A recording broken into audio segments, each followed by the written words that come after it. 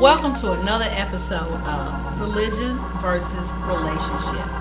Well, I tell you, you got to understand the show that we did was so powerful. Religion versus relationship about domestic violence. We had to do a part two, yes, because we have a guest in the studio, Gwen Turner, that has an amazing survivor story.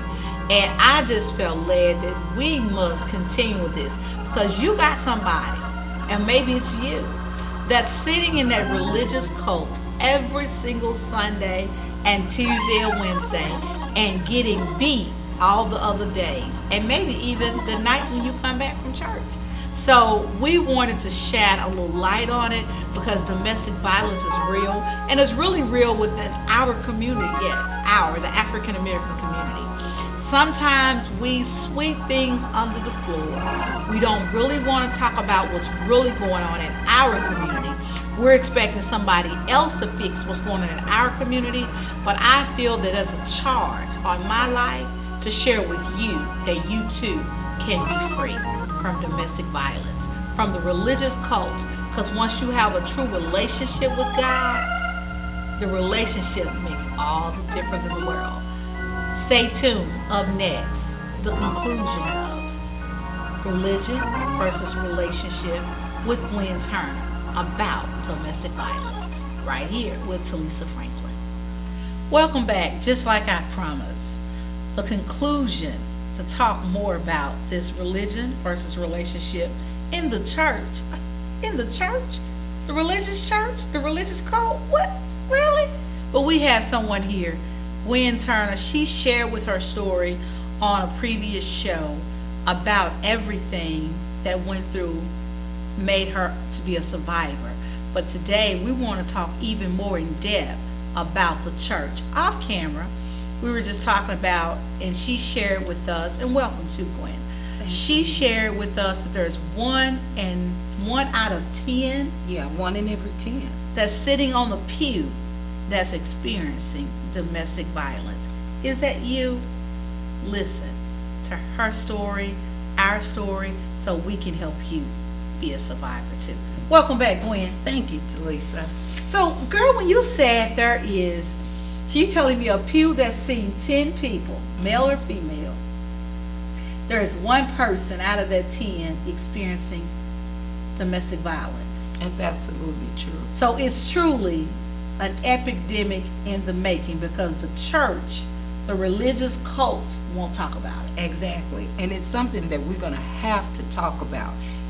In the church, a lot of times we focus on the good things about marriage, the good things about having healthy relationships. We talk about relationships, but if we focus first on the relationship with God, then we'll understand, and it'll be easier to see the red flags regarding and the warning signs regarding, oh, this is about to be a domestic situation.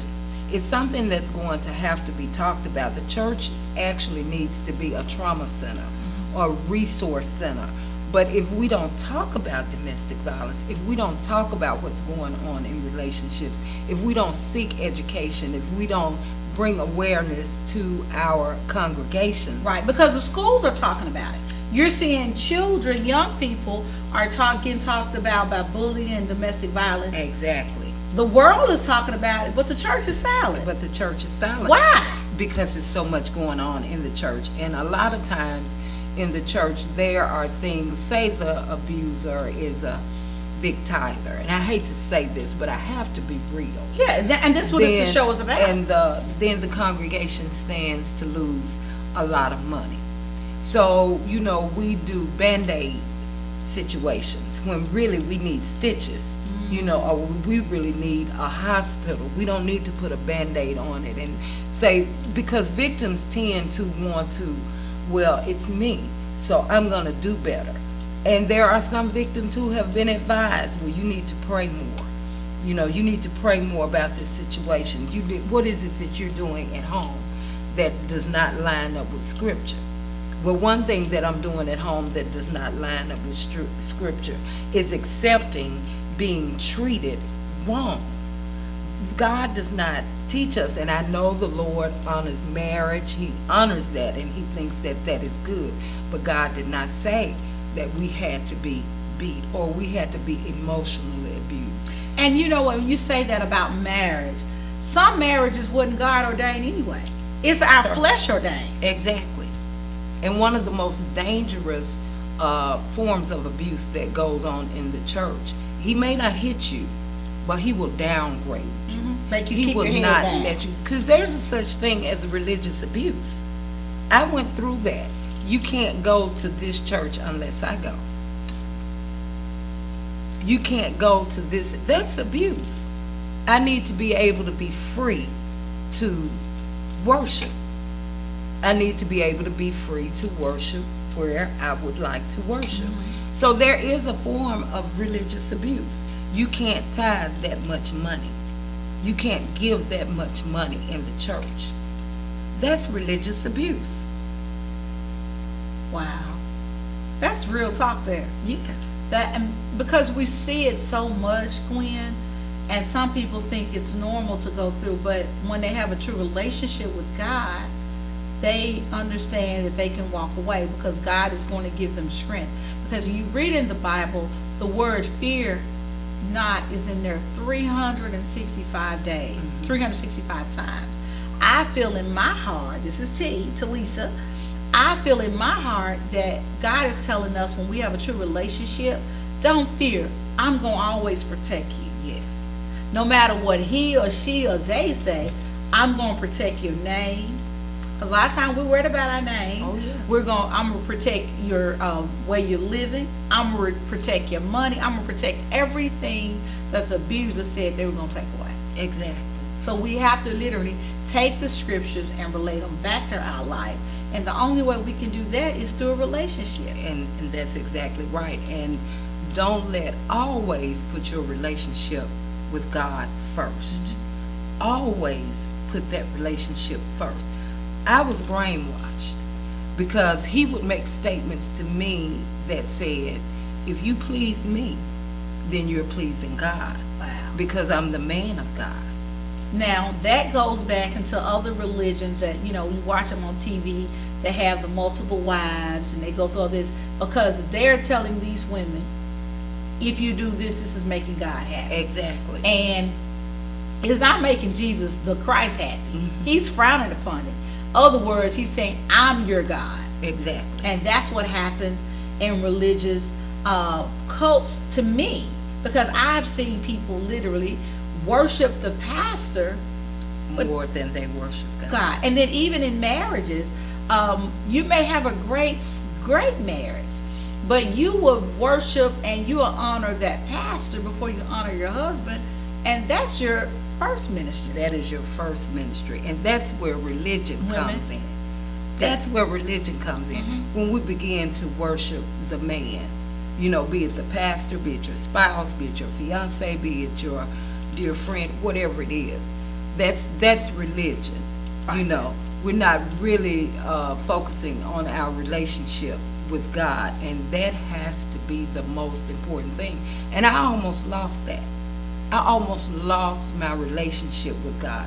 As I said again, the emotional and mental abuse sometimes is the most severe abuse, because that's the abuse that can't be seen. That's the abuse that I walk around with, and would suffer with inwardly, which could cause sickness, which could cause a whole lot of things. I suffer with health issues now that I'll suffer with for the rest of my life because of some of the abuse that I experienced, physical and emotional. And you shared something one day about you have permanent bruises on your Yes. face. So some of us wear makeup by choice. Yeah. But unfortunately, she wears makeup by force. Exactly. I remember when they were doing the big thing with the stars, were doing the no makeup challenge, and I can't afford to do that. I cannot do that. I have permanent black eyes. I have rings under my eyes from the number of black eyes that I received throughout those years of abuse. I only have hearing, 20% hearing in my right ear because of abuse. I have bruises under my clothes but those are some of the things that victims come out of, that comes out of being a part of a domestic violence situation.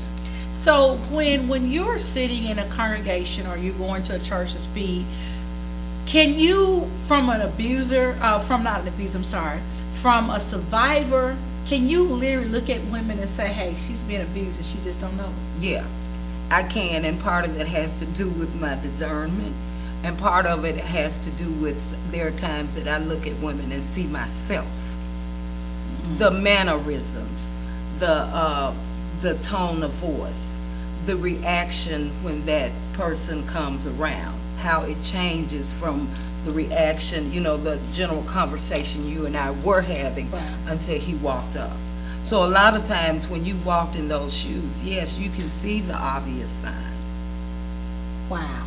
Because I know when I've seen you at churches and you've always was reaching out to people trying to get help, and sometimes they probably never want to publicly come out and say they need help, but private, they want help. Exactly. And because most cases, I don't know about you, they may feel better talking to somebody else that's not in their church, not in their religious cult, that can help them out. Once again, I go back to these shows I watch when people want to be free. They have to look at somebody from the outside to help get them free, because they feel like everybody else is going to shun them. And you have to go through that. And not only do they fear being shunned, they fear being judged. We as a faith-based community, I'm finding as I work in the church regarding domestic violence, we are so quick to re-victimize the victim. And we don't always mean to do it, but it's just a habit or a tradition that we've grown up with. The man is the head of the household, what he says goes, and never regarding the emotions and the feeling that the victim may be experiencing at that time. Because in as much as God made him the head of the household, and in as much as if you have a relationship with a man that has a relationship with God, God does not intend for him to be happy and for you to be unhappy. Absolutely. That's not what he meant. Absolutely.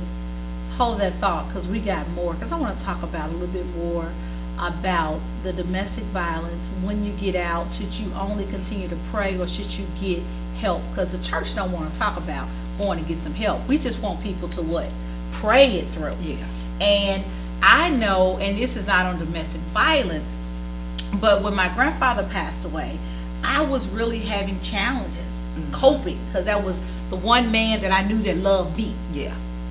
And I didn't tell anybody, but I took it upon myself and said, I'm going to get some psychiatrists, I'm going to sit in somebody's chair and let them talk me through, that won't judge my feelings. Exactly. Because sometimes we get so judged, and like you say, re-victimized, we get in bondage. And I believe to this day, had I never got help outside the church or prayer life, I wouldn't be where I am today. So we want to talk about that even more in a minute. Stay tuned. We'll be right back with Religion versus Relationship with Gwen Turner about domestic violence. Fall in love with Best Love 2 Banquet Hall, located at 2988 Old Austin P, Memphis, Tennessee 38128. Now booking receptions, meetings, prayer breakfasts, bridal showers, baby showers, book club meetings, or just a girls' night out. Fall in love with Best Love 2 Banquet Hall. Call or text 901-281-6337 today.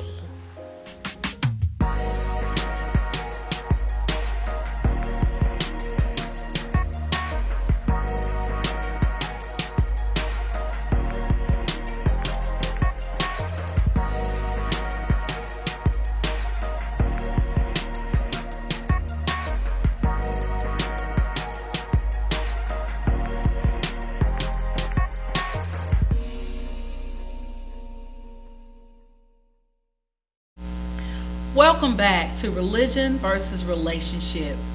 And I am talking with Gwen Turner. And where we left off was I was sharing my story, because I do believe I have to be transparent, that when my grandfather passed away, and he was the one man that I knew loved me, okay? I knew he loved me. But I knew that at that point of my life where I wanted to go, I needed more than just prayer. So many times in the religions, cults and religious things that we go through, we say, hey, just pray about it and be all right. But God put other people here for a reason, and because I have a true relationship with God, I knew I had to go and sit where somebody won't re-victimize me, make me feel bad, and look at me and judge me, saying, oh, you crazy, you going to talk to a doctor. No, I'm not crazy. I got more sense than you, because I had to say, I need help, I want help, and I'm going to get help. Regardless of anybody else's approval, I did it. Nobody in my family even knew it, but I was doing it for me. And so Gwen, when I think about you walked away, you finally got help through prayer and your relationship with God, but did you or did you not seek counseling? Yes, ma'am. My life, God had my life so strategically planned that when I left that relationship, I ended up working in a counseling center. Now, my issue when I left the relationship, I was no longer mad at him. I was free. I was, all of these great things, but I had an issue with myself. Because I didn't grow up around domestic violence, I could not understand how I spent all those years in a domestic violent relationship. As I said, my life was so plain, I ended up working in a counseling center with Dr. William and Diane Young. And not only did they give me employment, they counseled me. I would have been an abuser. My life was I was so jacked up within myself. I had forgotten what made Gwen happy. I had forgotten who Gwen was, because all these years I was so involved in what made him happy, helping his church excel, helping his businesses excel. I was so involved into that until I just didn't know me. And I was so disappointed in myself for having lived through all of that abuse. The counseling they gave me was one of the best things I got since salvation. It helped me rejuvenate my relationship with God. It helped me to let me know that God had forgiven me. None of this was my fault, and then I didn't turn out to be an abuser, because I was so jacked up. It wasn't going to just be with my intimate partner or, whomever. Yes. It was going to be with anybody. If you said the wrong thing, if you looked at me wrong, you were going to get it. Because you had defense mode. Exactly. And that's what happens when you have defense mode, you do anything. So let's talk about, would you say that if you're in the church and the church say, oh, you don't need any counsel, we're just going to pray you through, would you classify that as a religious cult or relationship truly with God? I actually would classify that as a lack of knowledge. I would actually say there's a lot, because there are some people who believe that that's all you need to do is pray it away. I'm telling you, I could not. Now, I prayed, but I couldn't pray it away. Even with that 3-year prayer of, Lord, get me out of this and get this out of me, there were some actions that I needed to take. It's very important that a support system is put in place. So many victims don't have support systems because they burnt bridges with family. They burnt bridges with friends. They've done this. That's where the church needs to come in. Well, I say they're in the church. They should have it. They should, but not always. Not always. But there are resources out there. I recommend myself William and Diane Young. So not only would you get counseling, but you will get a spiritual counseling. A holistic piece. There are places like the Emotional Fitness Center, the Exchange Club. There are sources. A lot of times as a victim, as you gain your strength, you have to seek out for help. You can't just stay in that place. But I admonish the churches that the church needs to be a trauma center. We need to get more educated and place people within the congregation who can help those that are seeking out. Some people may not feel they need counseling. I dare to disagree. So if you're in a church and if they're having something, how would you literally relate to a pastor that's maybe that he's just traditional? He don't understand the power of knowledge of counseling. How would you talk if there's a pastor watching right now and maybe he is older, or he grew up and through generation of pastor and felt that, well, my grandfather did it this way, my daddy did it this way, so this is the way I'm going to continue to pastor. How will you explain to him the importance of once this survivor be free, she need counseling? How will you tell them? Because they're listening, they're watching. Well, one thing is you have to realize that that person that just came out of that domestic violence relationship, in as much as they're out and they're free, they're still broken.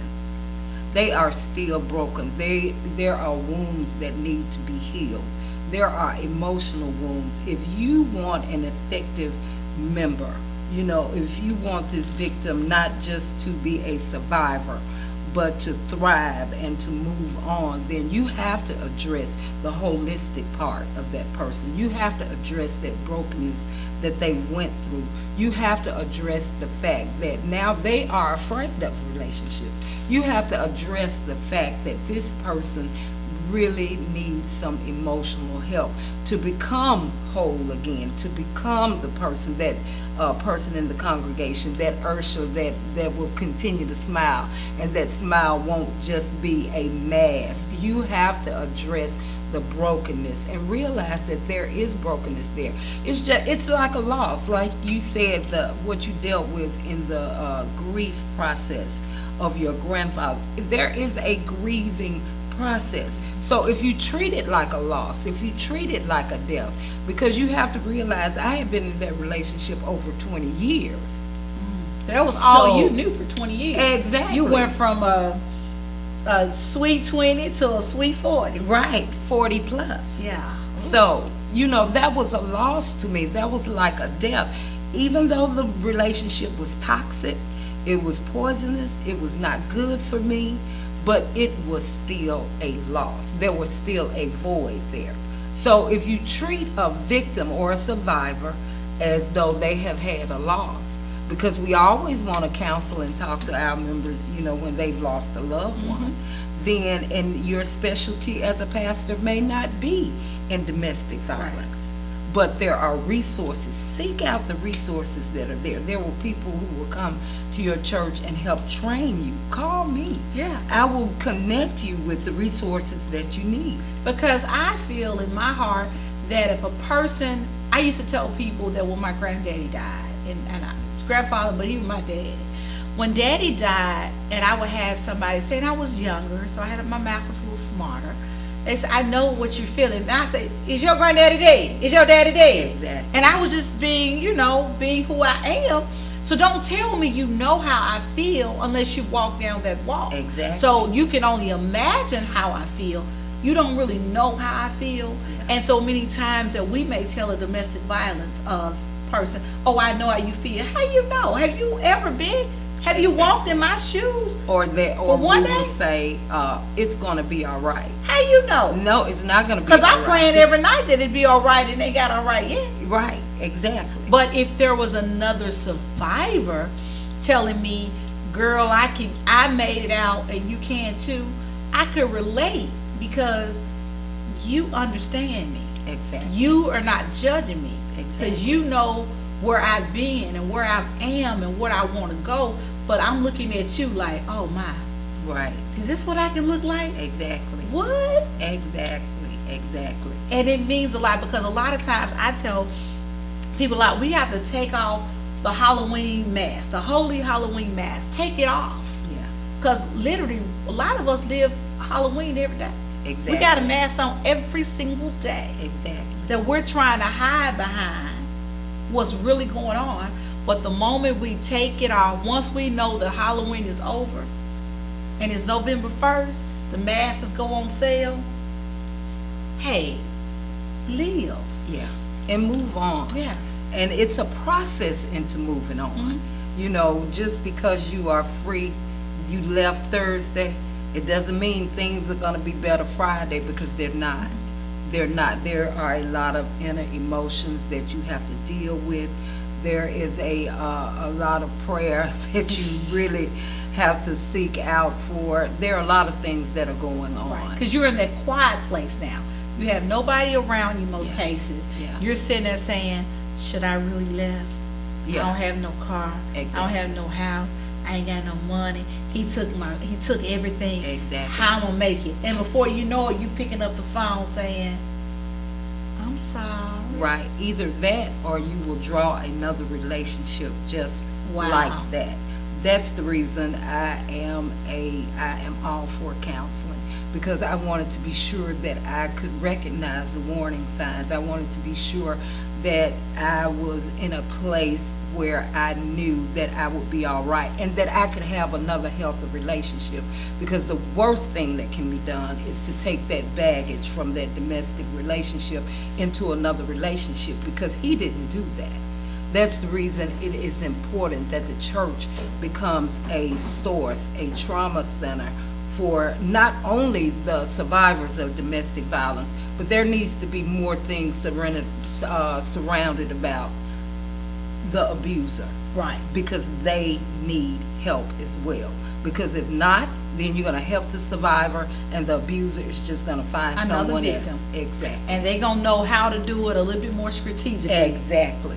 They're going to remember what they did wrong. They're going to remember, Wow.